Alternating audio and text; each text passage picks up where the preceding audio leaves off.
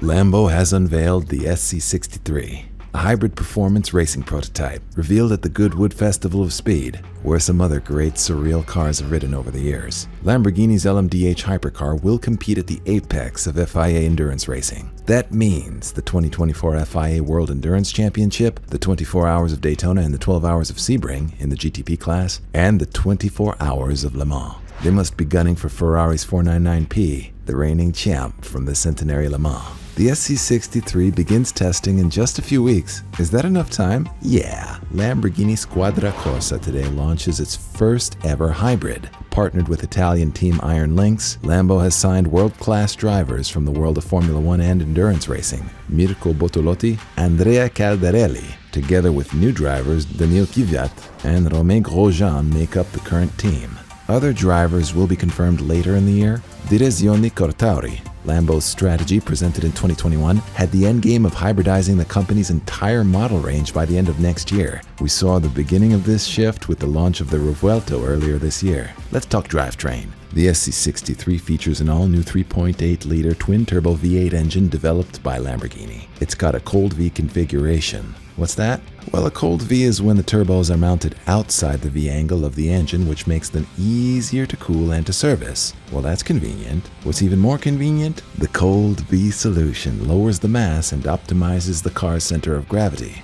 This, combined with a custom-devved aero balance, helps with tire grip, balance, drivability, and consistent speed both over a single lap and across long-distance races. You know, they limit power in LMDh category cars, maxing out at 500 kilowatts or 680 CV, and you have to use the LMDh standard gearbox, battery, and motor generator unit. The LMDh rules help to level the playing field because it prevents building costs from getting out of control and gives unknown team actual chances of competing and winning in the LMDh class. LMDh cars themselves are still allowed to customize gear ratios and the slip of the mechanical differential, which you can bet Lambo does to its advantage. No BS. Ligier partnered with Lambo to develop and build the monocoque, and Lambo is actually the first manufacturer to select Ligier on an LMDh project. The bodywork has been designed by Lamborghini's Centro Stile design department in conjunction with the race design team. No mistaking this ride for any other with those Y-shaped lights at the front and rear. Integrated into the side panel of the body, you can see a NACA duct that was inspired by the air intake of the Countach. You know, the ultimate 80s supercar poster child. When you look at the rear wheel arch, you get the impression of acceleration towards the front, similar to the Revuelto. The livery is similar to the Huracan GT3 Challenger. Color-wise, SC63s will run in Verde Mantis Green, with a black Nero Noctis strip over the cabin, front hood, carbon diffuser,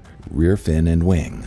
The cars will also feature green, white, and red Italian tricolore colors, and will also carry the branding of longtime partner of Lamborghini, Swiss watch manufacturer Roger Dubuis. I like his $250,000 carbon fiber watch. The cooling layout for this car has decided much of the engineering and design. For example, air intakes into the side pods behind the cockpit underwent several iterations before a final design was settled upon. The team has incorporated not one but 8 different radiators, including 2 intercoolers, 1 gearbox radiator, 1 condenser for the air conditioning, 1 radiator for the energy recovery system, 1 for the energy storage system, and 2 water radiators. Lambo's already been around for 60 years, and Squadra Corsa for 10. Why Le Mans? Why now? After 300,000 fans turned up for the Centenary Le Mans, it's the place to be. I mean, even LeBron and NASCAR are part of it now. Although Lambo hasn't done that well in endurance races in the past, think of the wake of a boat. Where it's been doesn't determine where you're going.